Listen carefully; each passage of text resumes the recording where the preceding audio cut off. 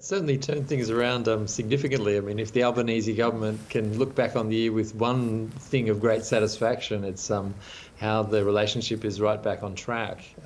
Pretty well, you could say things are almost normalised now, with the exception of a couple of commodities and a couple of people still being held in detention. But yeah, it's been a very good year for China-Australia relations. When you say normalised, do you think it's totally normalised, or does it come with an understanding that there will still remain some friction? Oh, there's all kinds of underlying tensions that could bubble up at any time. I mean, we saw that last month with the showdown between the Chinese military in the South China Sea, where there was accusations about divers being damaged by the actions of the Chinese ship.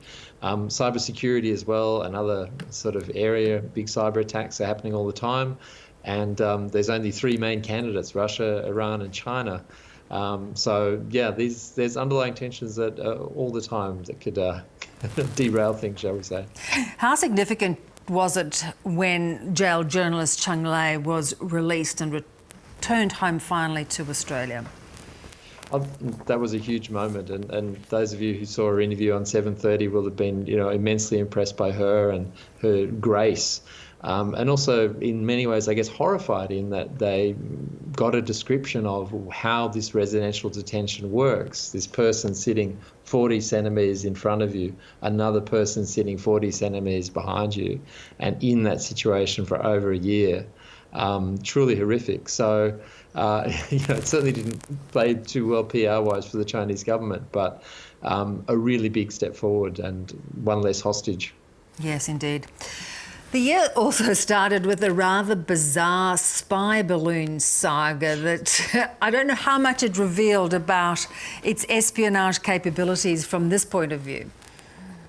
Yeah, it's amazing to think that was still this year. I mean, it seems like an absolute age ago. I mean, Secretary of State Blinken canned a long-planned trip to Beijing over this balloon.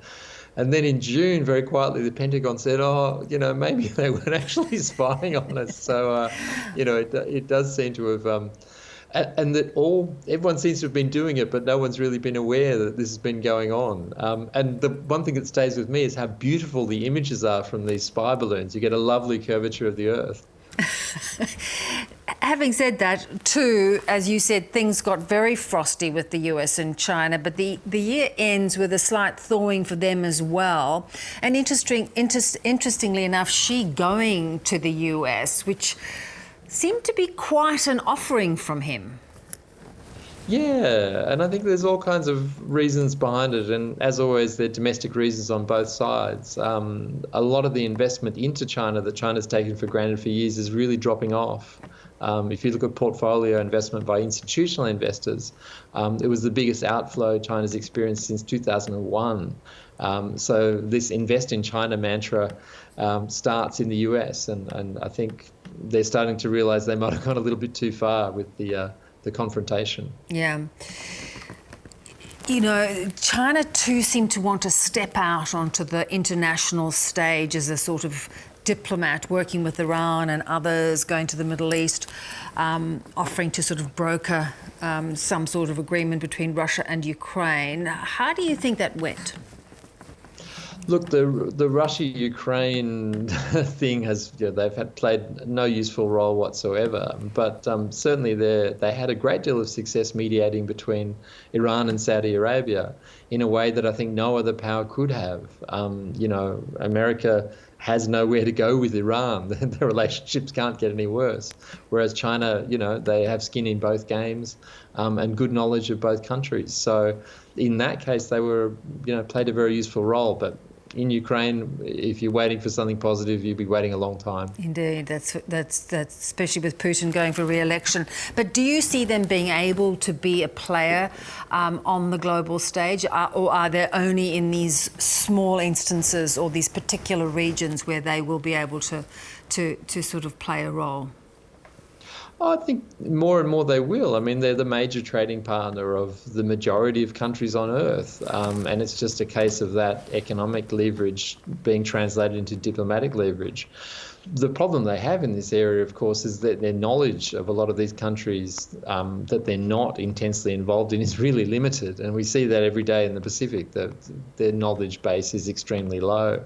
But that will increase over time, and they're really investing in languages and training their diplomats. So, yeah, they're getting there. Yeah, and of course, they're not taking a step backwards at trying to create influence in the Pacific, and also not taking a step back at how they see their role in the region, especially around the South China Sea. They have become increasingly aggressive around with a number of nations.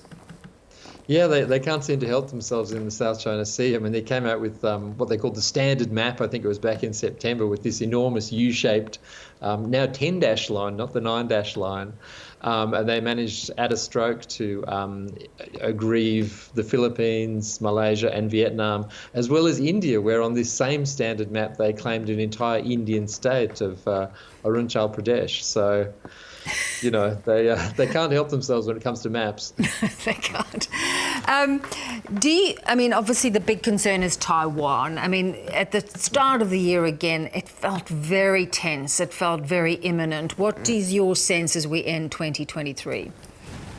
Yeah, I mean, it's really interesting because, again, you have elections coming up in Taiwan, and they'll be doing everything they can to get the sort of outcome they want. But, you know, Taiwanese politics is so hard to read. And, again, you've got this splintering of the field, and it looks like they might be stuck with their old enemies, the DPP, for another 4 years. So, that could result in yet more tension. And that 10th dash line that I referred to was just to the east of Taiwan. So the Taiwanese weren't too happy about the map either. No, indeed. You know, China, of course, is facing an economic slowdown, which is probably also one of the reasons why we've seen Xi back off some of these harder stances. How challenging is it going to be for his leadership? Because it doesn't seem to be coming out of the doldrums any day soon.